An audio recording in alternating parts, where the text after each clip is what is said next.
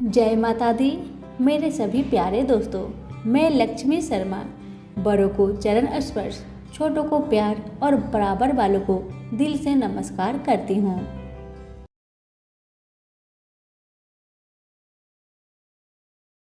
आज मैं सुनाऊंगी ज्येष्ठ मास में सुनी जाने वाली 5 माताओं की कथा, जिसे श्रद्धा पूर्वक सुनने से आपकी सारी मनोरथ जरूर पूरी होगी। और साथ ही साथ आप सभी ज्येष्ठ मास में जल का दान उपयुक्त माना गया है, इसलिए पंछियों के लिए घर की छत या बगीचे में जल का पात्र भरकर जरूर रखें।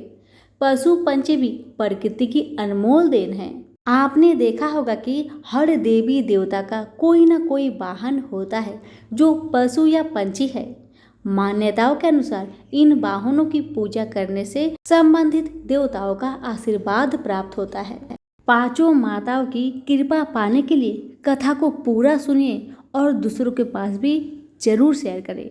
अब सुनिए कथा। प्रथम कथा है तुलसी मैया की।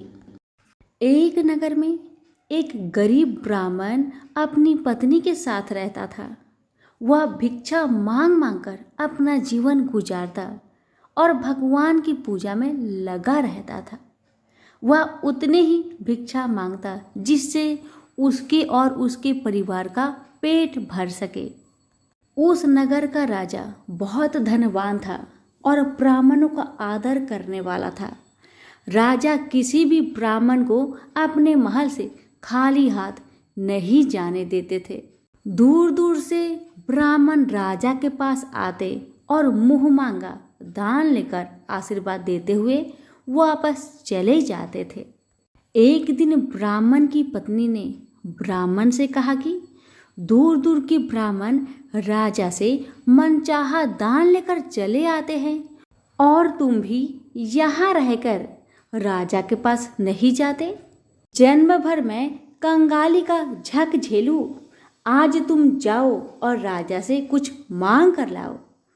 ब्राह्मण ने पत्नी को समझाते हुए कहा, तू तो बावड़ी है, हमें धन की क्या जरूरत, हमें इतना तो मिल ही जाता है जिससे हम अपना पेट भर सके।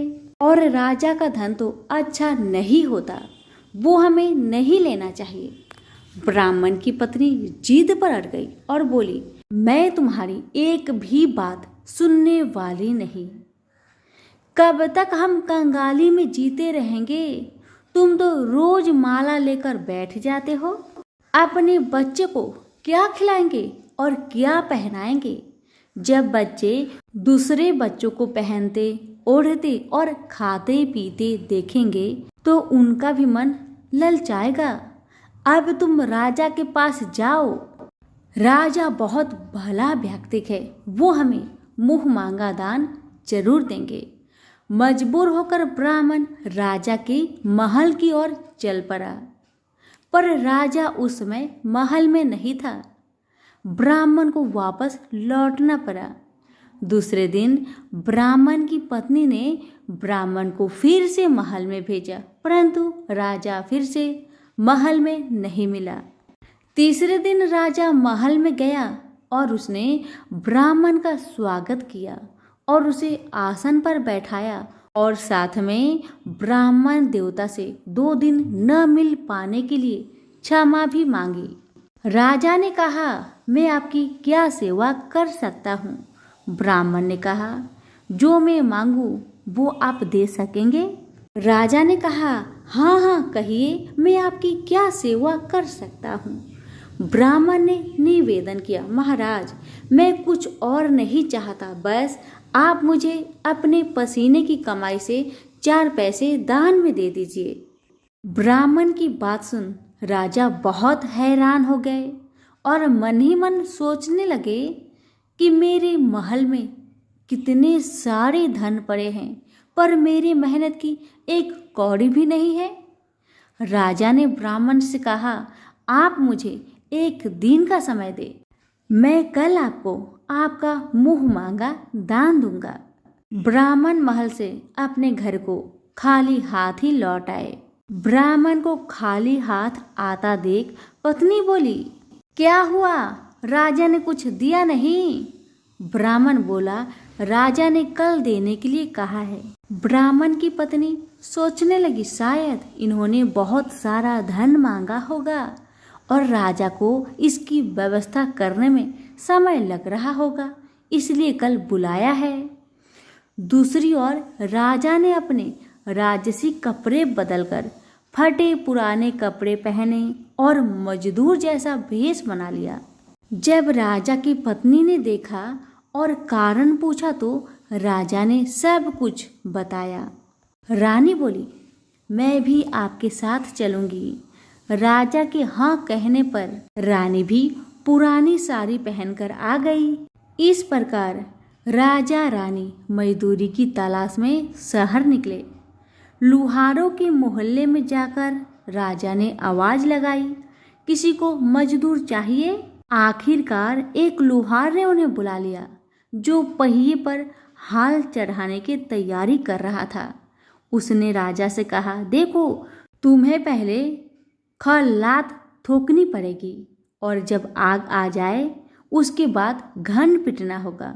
फिर रानी की ओर देखकर कहा, तुम्हें कुएं से पानी लेकर होदी भरनी होगी और कोयले वाले घर से कोयला लेकर भट्टी में डालना होगा। तुम दोनों के दिन भर काम करने के लिए मैं तुम्हें 2-2 आने दूंगा। अगर काम पसंद हो तो बोलो, नहीं तो अपना रास्ता नापो। राजा रानी लोहार के बताए काम को करने लगे। राजा खलात ठोकने लगा, पर उससे काम ठीक से नहीं हो पा रहा था। लोहार नाराज होकर राजा को ठीक से काम करने के लिए कहता है। राजा जैसे तैसे अपना काम करने लगा।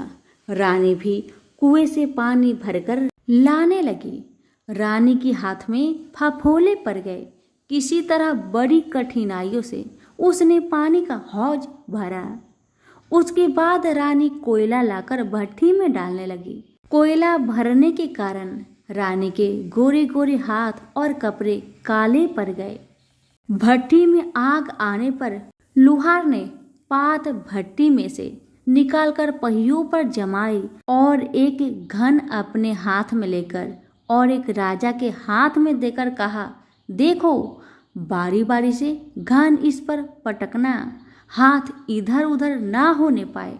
राजा जोर जोर से घन पटकने लगा, लेकिन उसका निशाना ठीक नहीं बैठता था। कभी घन हाल पर गिरता तो कभी पहिए पर। मजदूरों का ऐसा काम देखकर लुहारिन बरबराती हुई आई और लोहार से कहने लगी, तुमने कहाँ से यह नौसिखिए मजदूर काम पर लगाए हैं? इनसे काम तो होगा नहीं। यह मजदूर तुम्हारा सब काम बिगाड़ देंगे। राजा रानी उन दोनों की फटाकर सुनते सुनते अपना काम मन लगाकर करते रहे। घन पटकते पटकते राजा का शरीर पसीना से तर तर हो गया और जोर शोर से सांस चलने लगी। रानी भी पानी भरते भरते और कोयला झोंकते झोंकते थक कर चूर हो गई। दोनों ने पूरे दिन बहुत मेहनत की। लुहार ने राजा रानी को 2-2 पैसे दिए, जिसे वो बड़ी खुशी खुशी लेकर महल आ गए।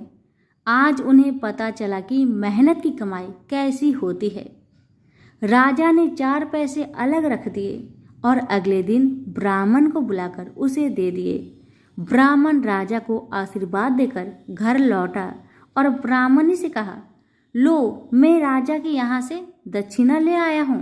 ब्राह्मणी खुश होकर दौड़ती हुई आई, पर जब उसने 4 पैसे देखे तो वह ठिठक कर रह गई और उन्हें दूर फेंक दिया।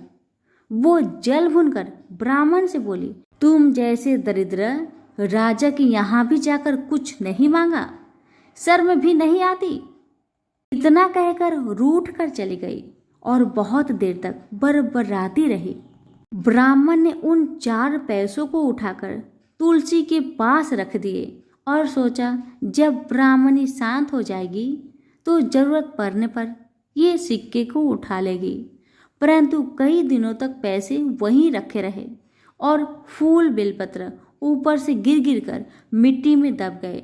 ब्राह्मण और ब्राह्मणी दोनों ही उन सिक्कों के बारे में भूल गए। कुछ दिनों के बाद तुलसी जी के घर में 4 पौधे उगे। चारों पौधे बहुत सुंदर थे। यह देख ब्राह्मणी रोज उसमें पानी डाल देती। 4 महीने बाद वो पौधे बड़े हो गए और उनमें फूल लगने लगे। फूल सूखने पर इनसे मोती झरने लगी। ब्राह्मण और ब्राह्मणी ने कभी मोती नहीं देखे थे। वो समझे कि कोई बीज है। हर रोज कई कई फूल झरते और मोती पूरे तुलसी पर बिखर जाते। ब्राह्मणी उन मोतियों को समेट कर घर के एक कोने में डाल देती। इस तरह वहां मोतियों का ढेर लग गया था। एक दिन एक सब्जी वाली आई। ब्राह्मणी को सब्जी लेनी थी पर उसके पास पैसे नहीं थे। उसने सब्जी वाली से कहा, क्या तुम इन चमकदार बीजों के बदले सब्जी दे सकती हो? सब्जी वाली ने देखा तो वो पहचान गई। अरे ये तो मोती है। उसने खुशी खुशी ब्राह्मणी को उन मोतियों के बदले उनकी मनपसंद सब्जी दे दी। अब से हर रोज ऐसा होने लगा। ब्राह्मणी और सब्जी वाली दोनों खुश थे। सब्जी वाली यह सोचकर खुश थी कि मुझे 1 पैसे की तरकारी के बदले हजारों का माल मिलता है, और ब्राह्मणी ये सोचकर खुश थी कि इस बीजों के बदले सब्जी मिल जाती है। इस प्रकार कई महीने बीत गए। उधर राजा के महल में कई राजहंस थे जो मोती चुगते थे।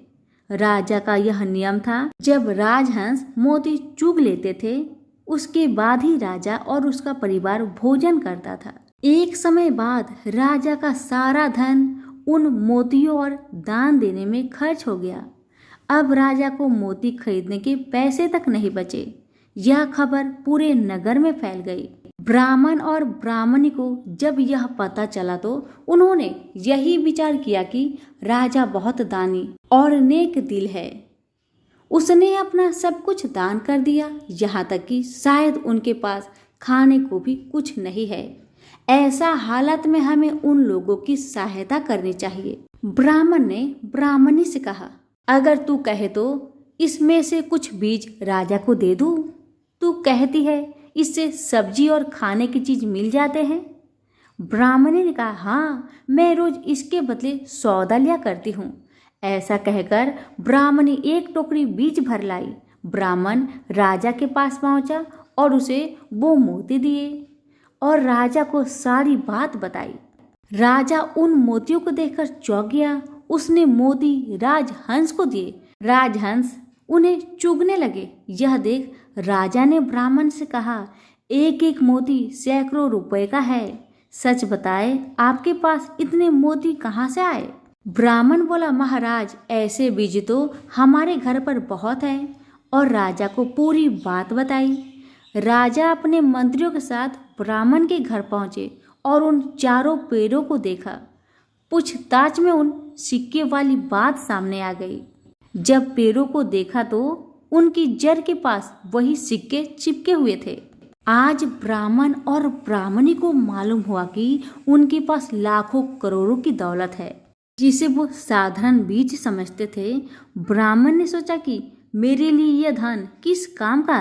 ऐसा सोच ब्राह्मण ने सारे मोती राजा को दान में दे दिए। राजा की आंखें भी खुल गई। मेहनत के धन की कीमत उन्हें मालूम पड़ गई। उस दिन राजा ने प्रण कर लिया कि मैं खजाने के पैसे से एक भी पैसा अपने खर्च में नहीं लगाऊंगा। अपना खर्च मेहनत करके चलाऊंगा। खजाने और ब्राह्मण के दान से राजा ने जनता का हित में कई धर्म कर्म के काम शुरू कर दिए। हे तुलसी माता, जैसे आपने ब्राह्मण परिवार पे अपनी कृपा बरसाई, वैसे ही आपकी कथा कहने वाले, सुनने वाले, हुक्कारे भरने वालों पर अपनी कृपा सदा बनाए रखे।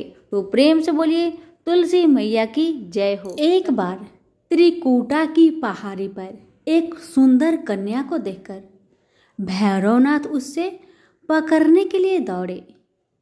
तब वह कन्या वायु रूप में बदलकर त्रिकूटा पर्वत की ओर उड़ चली।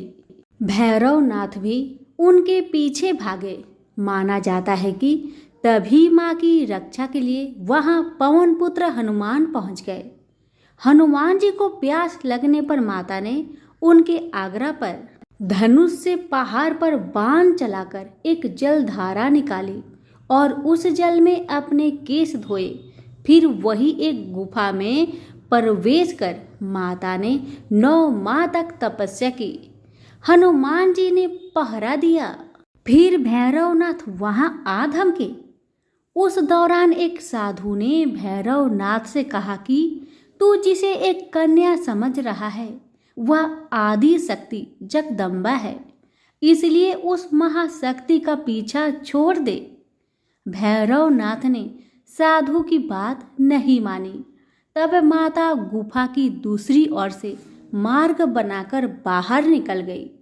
यह गुफा आज भी अर्धकुमारी या आदि कुमारी या गर्भ जून के नाम से प्रसिद्ध है। अर्धकुमारी के पहले माता की चरण पादुका भी है। यह वह स्थान है जहां माता ने भागते भागते मुड़कर भैरवनाथ को देखा था। अंत में गुफा से बाहर निकलकर कन्या ने देवी का रूप धारण किया और भैरवनाथ को वापस जाने के लिए कहकर फिर से गुफा में चली गई। लेकिन भैरवनाथ नहीं माना और गुफा में प्रवेश करने लगा। यह देखकर माता की गुफा में पहरा दे रहे हनुमान जी ने उसे युद्ध के लिए ललकार कर और दोनों का युद्ध हुआ।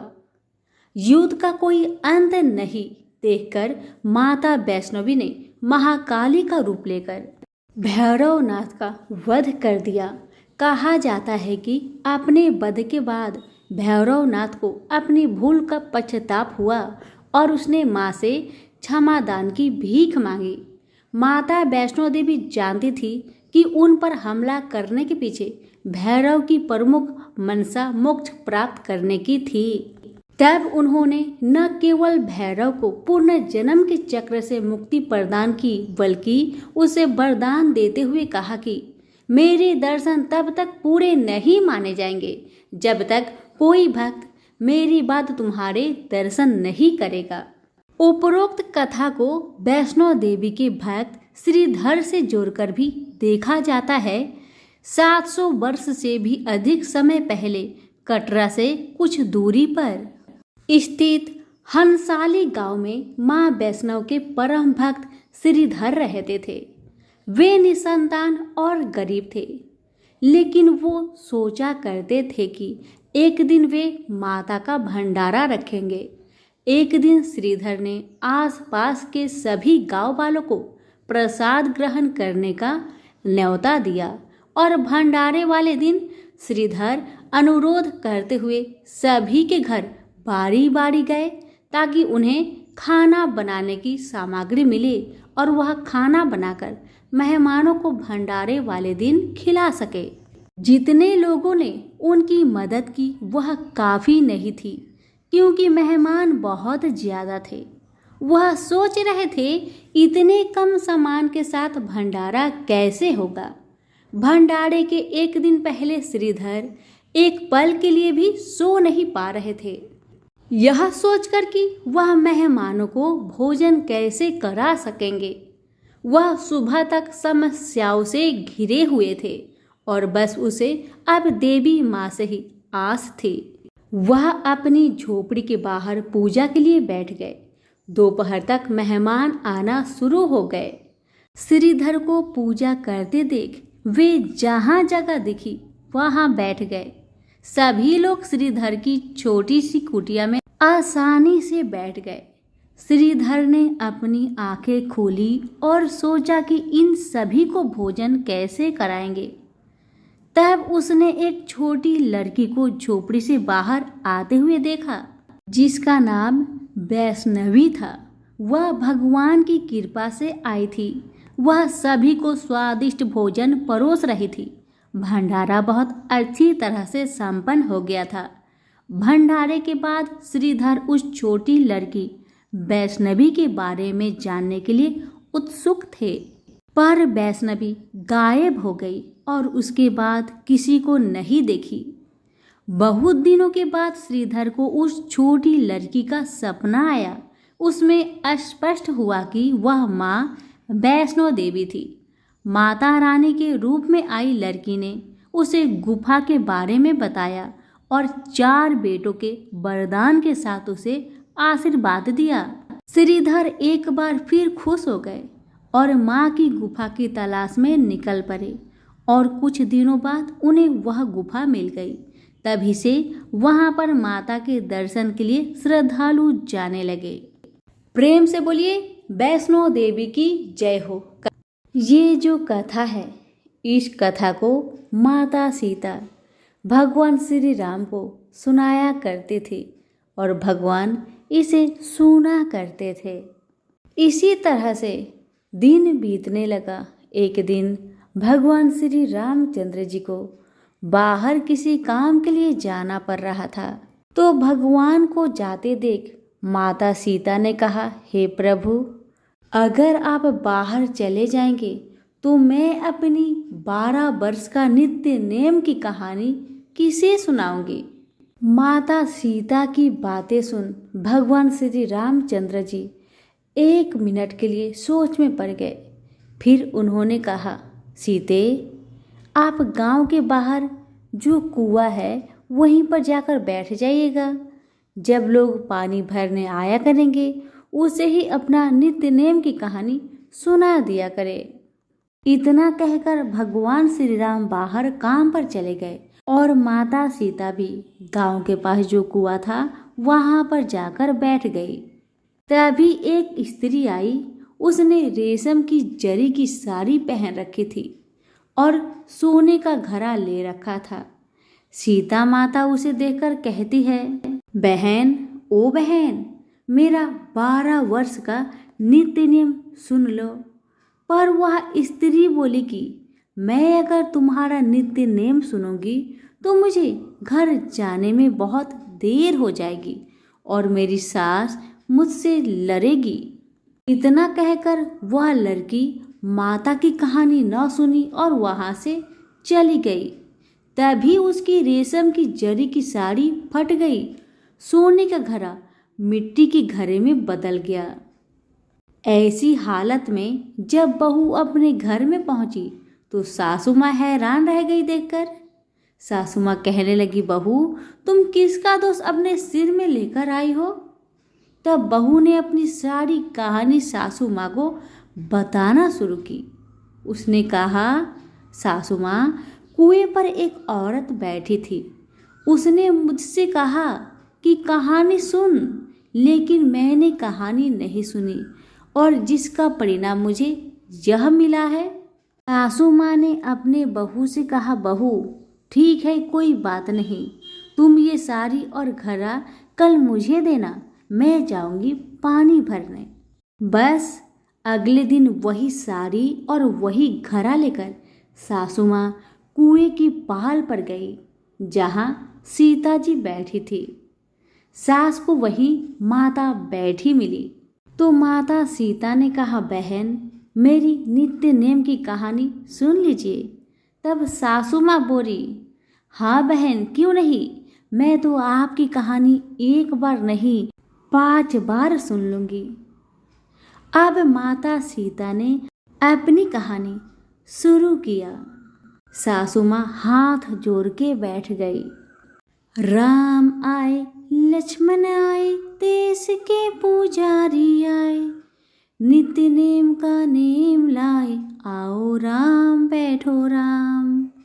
तभी रसोई जियो राम, माखन मिश्री खाओ राम, दूध बतासा पियो राम, सूत के पल का मोठो राम, साल दुसाला पोठो राम, साल दुसाला ओढ़ो राम, जब बोलू जब राम ही राम, राम सवारे सबके काम, खाली घर भंडार भरेंगे, सबका बेड़ा पार करेंगे। श्री राम जय जय राम। सीता माता की कहानी समाप्त हुआ तो सासू माँ बोली, बहन, आपकी कहानी तो मुझे बहुत अच्छी लगी। कहानी सुनकर सास घर चली गई। उसकी साड़ी फिर से रेशम की जरी बन गई। मिट्टी का घड़ा फिर सोने के घड़े में बदल गया। जब सासू माँ घर पहुंची तो बहू कहने लगी, सासू माँ, आपने ये सब कैसे किया? तब सासू माँ ने कहा, बहू तू तो दोष लगा कर आई थी और मैं दोष को उतार कर आ रही हूँ। बहू ने फिर पूछा कि वह कुएं वाली स्त्री कौन थी सासू माँ? तब सासू माँ बोली, वे तो सीता माता थी। और तुम नहीं जानती बहू, सीता माता पुराने से नया कर देती है, खाली घर में अन्न धन का भंडार भर देती है, वह लक्ष्मी की वास घर में कर देती है, आदमी की जो भी इच्छा हो उसे पूरा कर देती है। सासू माँ के बातें सुन बहू बोली कि ऐसी कहानी मुझे भी सुना दो सासू माँ। सासू माँ बोली, ठीक है बहू, तुम भी सुनो। अब सासू माँ ने कहानी शुरू कर दिया। मेरे साथ साथ आप भी जरूर बोलिएगा। राम आए लक्ष्मण आए, देश के पुजारी आए, नित्य नेम का नेम लाए, आओ राम बैठो राम, तभी रसोई जियो राम, माखन मिश्री खाओ राम, दूध बतासा पियो राम, सूत के पल का मोठो राम, साल दुसाला पोठो राम, साल दुसाला ओढ़ो राम, जब बोलू जब राम ही राम, राम सवारे सबके काम, खाली घर भंडार भरेंगे, सबका बेड़ा पार करेंगे, श्री राम जय जय राम। कहानी सुनकर बहू बोली कि सासू माँ कहानी तो बहुत अच्छी है। सास ने कहा कि ठीक है, इस कहानी को रोज कहा करेंगे। अब सास बहू रोज सवेरे उठती, नहाती धोती और पूजा करने के बाद नित्य नेम की सीता की कहानी कहती। एक दिन उनके यहाँ एक पड़ोस की औरत आई और बोली कि बहन जरा सी आँच देना तो वह बोली कि आज तो अभी हमने नहीं जलाई है। पड़ोसन ने कहा कि तुम सुबह 4 बजे से उठकर क्या कर रही हो? तब उन्होंने कहा कि सुबह उठकर हम पूजा करते हैं और फिर सीता माता की नित्य नेम की कहानी कहते हैं। पड़ोसन ने उनकी बात सुनकर फिर कहा कि सीता माता की कहानी कहने से तुम्हें क्या मिला? वो बोली कि इनकी कहानी कहने से घर में भंडार भर जाते हैं, सारे काम सिद्ध होते हैं, मन की इच्छा भी पूरी होती है। पड़ोसन कहती है कि बहन ऐसी कहानी तो मुझे भी सुना दो फिर। वह बोली, ठीक है, तुम भी यह कहानी सुन लो। राम आए लक्ष्मण आए, देश के पुजारी आए, नित्य नेम का नेम लाए, आओ राम बैठो राम। जब सारी कहानी सुनानी खत्म हुई तो पड़ोसन कहने लगी, बहन कहानी तो मुझे बहुत अच्छा लगा, सुनकर मेरा मन प्रसन्न हो उठा। अब वह पड़ोसन भी नित्य नेम सीता माता की कहानी कहने लगी। कहानी कहने से सीता माता ने पड़ोसन के घर में भी भंडार भर दिए। अब तो पूरे मोहल्ले में नित्य नेम की कथा सभी करने लगे और माता सीता की कृपा से सभी की मनोकामना पूरी होने लगी। हे सीता माता, जैसे आपने उनके भंडार भरे वैसे ही आप हमारे भी भंडार भरना, कहानी सुनने वाले के भी और कहने वालों के भी, हुक्कारे भरने वालों के भी, सभी पर अपनी कृपा बनाए रखिए। तो प्रेम से बोलिए सिया रामचंद्र की जय।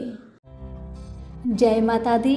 मेरे सभी प्यारे दोस्तों, मैं लक्ष्मी शर्मा बड़ों को चरण स्पर्श, छोटों को प्यार और बराबर वालों को दिल से नमस्कार करती हूँ।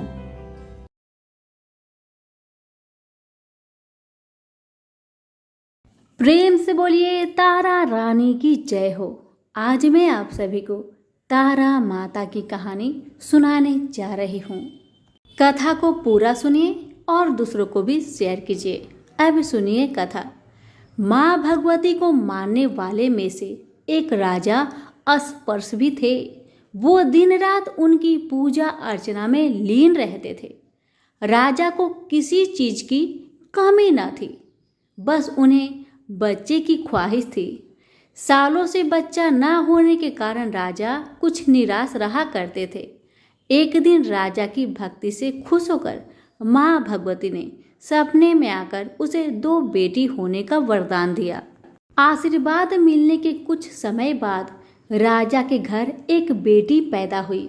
बेटी पैदा होने की खुशी में राजा ने सबको दावत दी और बेटी की कुंडली बनवाने के लिए पंडितों को बुलवाया।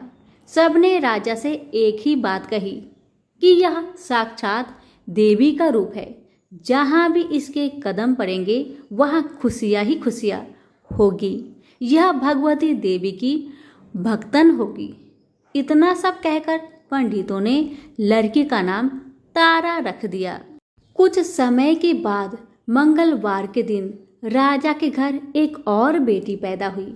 ज्योतिषों ने उसकी भी कुंडली बनवाई और उदास हो गए।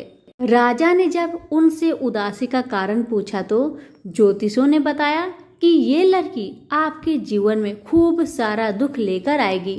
राजा ने ज्योतिषों से पूछा कि आखिर मैंने ऐसा कौन सा खराब कर्म किए थे कि इसने मेरे घर में जन्म लिया है। ज्योतिषों ने बताया कि आपकी दोनों बेटियां राजा इंद्र की अप्सराएं हुआ करती थी। इनमें से बड़ी बहन का नाम तारा और छोटी का रुकमन था। एक दिन ये दोनों मिलकर धरती की सैर करने के लिए गई। दोनों ने ही वहां पहुंचकर एकादशी के दिन का व्रत रखा। तारा ने अपनी छोटी बहन से कहा कि आज एकादशी का व्रत है, इसलिए बाजार जाकर कुछ ताजे फल ले आओ, लेकिन वहां कुछ खाना मत। रुकमन बाजार फल लेने के लिए चली गई। वहां उसे मछली के पकौड़े दिखे। उसने झट से उन्हें खा लिया और अपनी दीदी के लिए कुछ फल ले लिए। रुकमन से तारा ने पूछा कि तुम अपने लिए फल क्यों नहीं लाई। उसने जवाब दिया कि वो मछली के पकौड़े खाकर आई है। तारा ने गुस्से में कहा कि तुम पापिन हो, एकादशी के दिन तुमने मछली खा ली। ऐसे खराब कर्म के लिए मैं तुम्हें छिपकली बनने का श्राप देती हूँ। अब उसी जंगल में तारा की बहन छिपकली बनकर रहने लगी। वहाँ एक जाने माने ऋषि गुरु गोरख भी अपने कुछ शिष्यों के साथ रहते थे। उनके शिष्यों में से एक बहुत ही घमंडी था। अपने घमंड के चलते वो शिष्य कमंडल में पानी भरकर एकांत में बैठकर तपस्या करने लगा। तभी एक प्यासी गाय वहां आ गई। उसने सीधे अपना मुख उस कमंडल में डाला और पानी पी लिया। पानी पीने के बाद जैसे ही गाय अपना मुख बाहर को निकालने लगी तो कमंडल नीचे गिर गया और ऋषि का ध्यान भंग हो गया। ऋषि ने देखा कि गाय पानी पी गई है। अब गुस्से में ऋषि ने गाय को एक चिमटे से बुरी तरह घायल कर दिया। इस बात की जानकारी जब गुरु गोरख को पड़ी तो वे तुरंत गाय को देखने के लिए गए। जैसे ही उन्होंने गाय की हालत देखी वैसे ही अपने उस घमंडी शिष्य को आश्रम से बाहर निकाल दिया।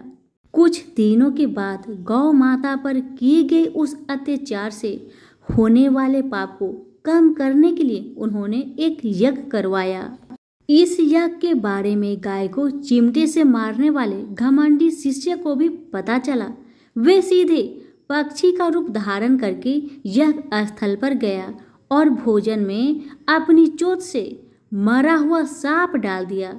किसी को इस बात की खबर नहीं हुई।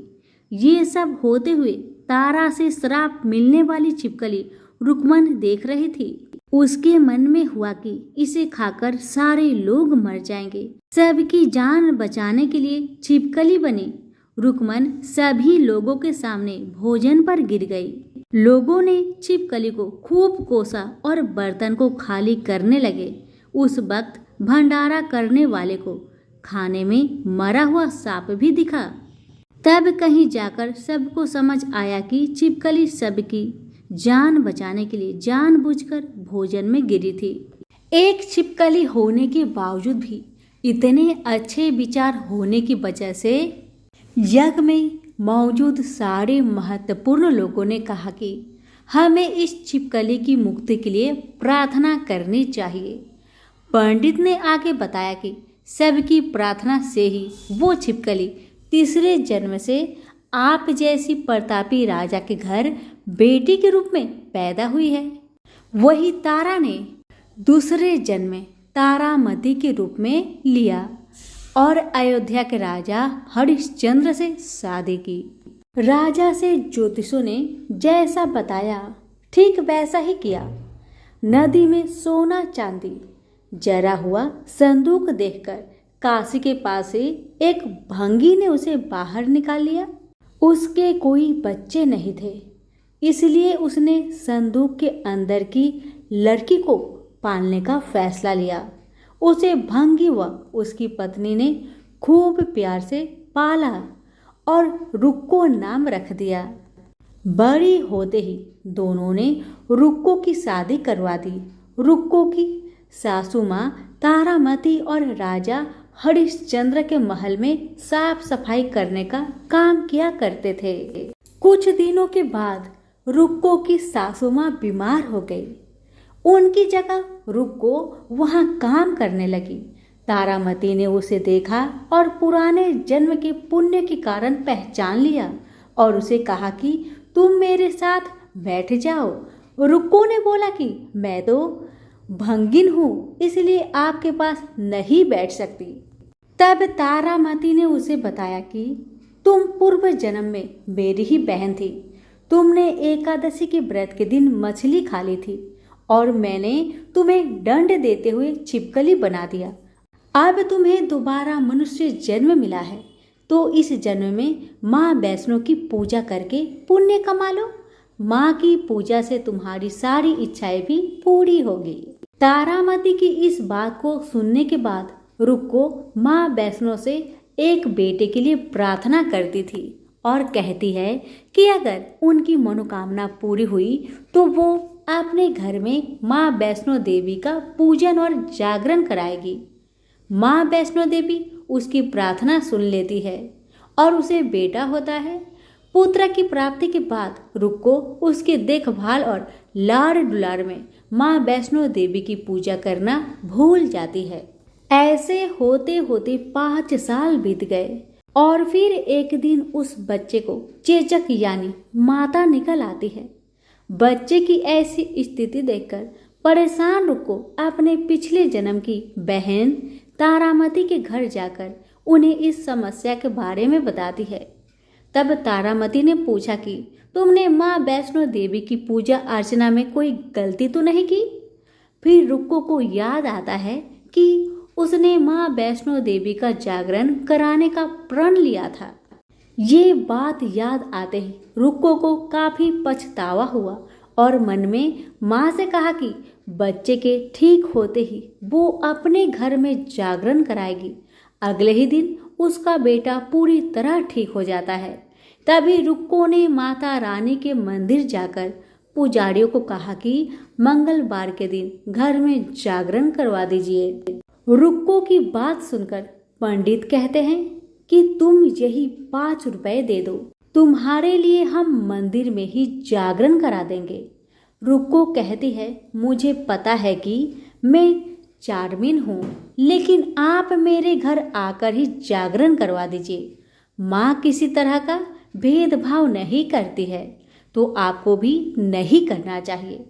इस पर पंडितों ने विचार विमर्श करके कहा कि अगर रानी आपके जागरण में आती है तो हम तुम्हारे घर आकर जागरण करने के लिए तैयार है।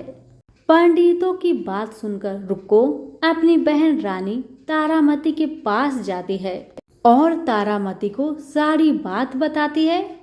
रुक्को की बातें सुनकर तारामती जागरण में जाने के लिए तैयार हो जाती है। इस बात को बताने के लिए रुक्को जब पंडित जी के पास जाती है तब उनके बीच की बातों को सेन नामक नाई सुन लेता है।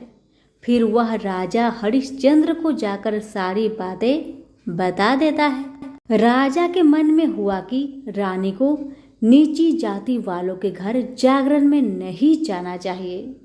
इसी वजह से वो अपनी उंगली काट लेते हैं जिससे उन्हें नींद न आए और रानी जागरण में न जा सके। तब जागरण का समय होता है, तब भी राजा को जागते हुए देखकर रानी मन ही मन में माँ वैष्णो देवी से प्रार्थना करती है कि महाराज को नींद आ जाए ताकि मैं जागरण में जा सकूं। रानी की प्रार्थना से कुछ देर बाद राजा को नींद आ जाती है। फिर रानी तारामती रोशनदान में रस्सी बांधकर महल से नीचे आकर रुक्को के घर चली जाती है।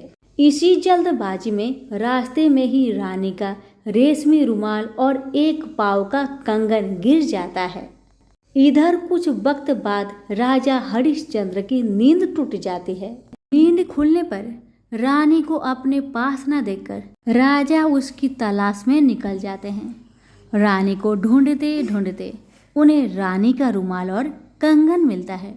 रानी की चीजों को अपने साथ लेकर राजा जागरण स्थल पहुंचते हैं और एक जगह चुपचाप बैठकर जागरण सुनने लगते हैं। माँ वैष्णो देवी के जयकारे के साथ जागरण खत्म होता है और सभी को प्रसाद दिया जाता है। तब रानी अपने हिस्से के प्रसाद को झोली में डाल लेती है। रानी के ऐसा करने पर लोग उनसे पूछते हैं कि वो प्रसाद क्यों नहीं खा रही है। अगर आप प्रसाद का सेवन नहीं करती हैं तो जागरण में आए लोग भी प्रसाद नहीं खाएंगे।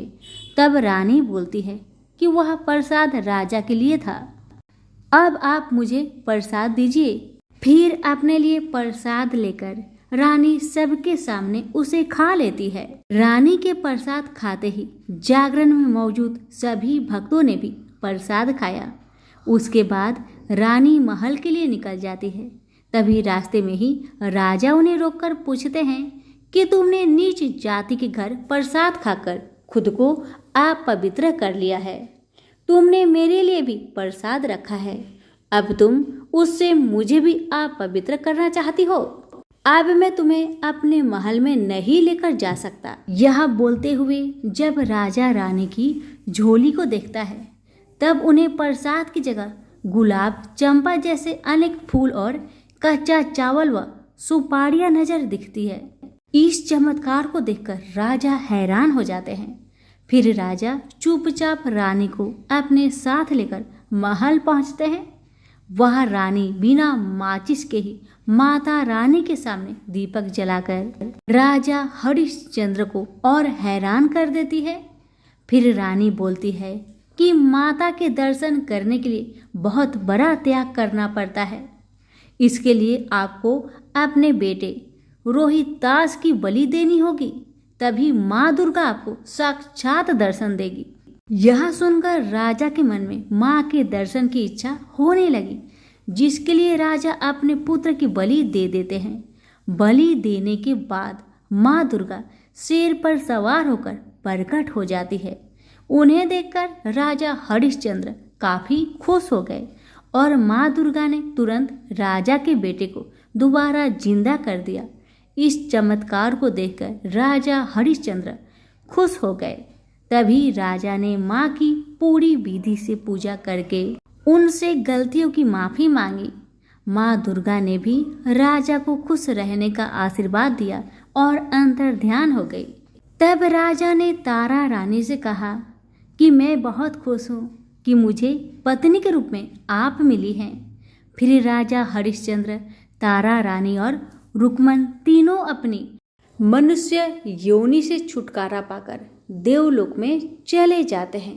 प्रेम से बोलिए जगदम्बा मैया की जय हो। एक बार की बात है, राजा बलि समय बिताने के लिए एकांत स्थान पर गधे के रूप में छिपे हुए थे। देवराजेंद्र उनसे मिलने के लिए उन्हें ढूंढ रहे थे। एक दिन इंद्र ने उन्हें खोज निकाला और उनके छिपने के कारण जानकर उन्हें काल का महत्व बताया, साथ ही उन्हें तत्वज्ञान का बोध करवाया। तभी राजा बलि के शरीर से एक दिव्य रूप आत्मा स्त्री निकली। उसे देखकर इंद्र ने पूछा, दैत्यराज यह स्त्री कौन है? देवी, मानुषी अथवा असुरी शक्ति में से कौन सी शक्ति है? राजा बलि बोले, देवराज ये देवी तीनों शक्तियां में से कोई भी नहीं, आप स्वयं पूछ लीजिए। इंद्र के पूछने पर वे शक्ति बोली, देवेंद्र, मुझे ना तो दैत्यराज बलि जानते हैं और ना ही तुम या कोई अन्य देवगण। पृथ्वीलोक पर मुझे अनेक नामों से पुकारते हैं, जैसे श्री, लक्ष्मी आदि। इंद्र बोले, देवी, आप इतने समय से राजा बलि के पास है, लेकिन ऐसा क्या कारण है कि आप इन्हें छोड़कर मेरी ओर आ रहे हैं? लक्ष्मी बोली, देवेंद्र, मुझे मेरे स्थान से कोई भी हटा या डिगा नहीं सकता। मैं सभी के पास काल के अनुसार आती जाती रहती हूँ। जैसा काल का प्रभाव होता है, मैं उतने ही समय तक उसके पास रहती हूँ। अर्थात मैं समय अनुसार एक को छोड़कर दूसरे के पास निवास करती हूँ। इंद्र बोले, देवी, आप असुरों के यहाँ निवास क्यों नहीं करती? लक्ष्मी बोली, देवेंद्र, मेरा निवास वही होता है जहाँ सत्य हो, धर्म के अनुसार कार्य होते हो, व्रत और दान देने के कार्य होते हो। लेकिन असुर भ्रष्ट हो रहे हैं। ये पहले इंद्रियों को भस्म कर सकते हैं, सत्यवादी थे, ब्राह्मणों की रक्षा करते थे, पर अब इनके ये गुण नष्ट होते जा रहे हैं। ये तप उपवास नहीं करते, यज्ञ हवन दान आदि से इनका कोई संबंध शेष नहीं है। पहले ये रोगी स्त्रियों वृद्धों दुर्बलों की रक्षा करते थे, गुरुजन का आदर करते थे, लोगों को क्षमादान देते थे। लेकिन अब अहंकार, मोह, लोभ, क्रोध, असत्य, अविवेक, काम आदि ने इनके शरीर में जगह बना ली है। ये लोग पशु को पाल लेते हैं, लेकिन उन्हें चारा नहीं खिलाते। उनका पूरा दूध निकाल लेते हैं, पर पशुओं के बच्चे भूख से चिल्लाते हुए मर जाते हैं। ये अपने बच्चों का पालन करना भूलते जा रहे हैं। इनमें आपसी भाईचारा समाप्त हो गया है। लूट खसोट, हत्या, व्यभिचार, कलह, स्त्रिया की पतिव्रता नष्ट करना ही इनका धर्म हो गया है। सूर्योदय के बाद सोने के कारण स्नान ध्यान से विमुख होते जा रहे हैं। इसलिए मेरा मन इनसे उचट गया। देवताओं का मन अब धर्म में आसक्त हो रहा है। इसलिए अब मैं इन्हें छोड़कर देवताओं के पास निवास करूंगी। मेरे साथ श्रद्धा, आशा, क्षमा, जया, शांति, संतति, धृति और विचिति, ये आठों देवियां भी निवास करेगी। देवेंद्र, अब आपको ज्ञात हो गया होगा कि मैंने इन्हें क्यों छोड़ा है। साथ ही आपको इनके अवगुणों का भी ज्ञान हो गया होगा। तब इंद्र ने लक्ष्मी को प्रणाम किया और आदर सहित उन्हें स्वर्ग ले गए। वो प्रेम से बोली, लक्ष्मी माता की जय हो।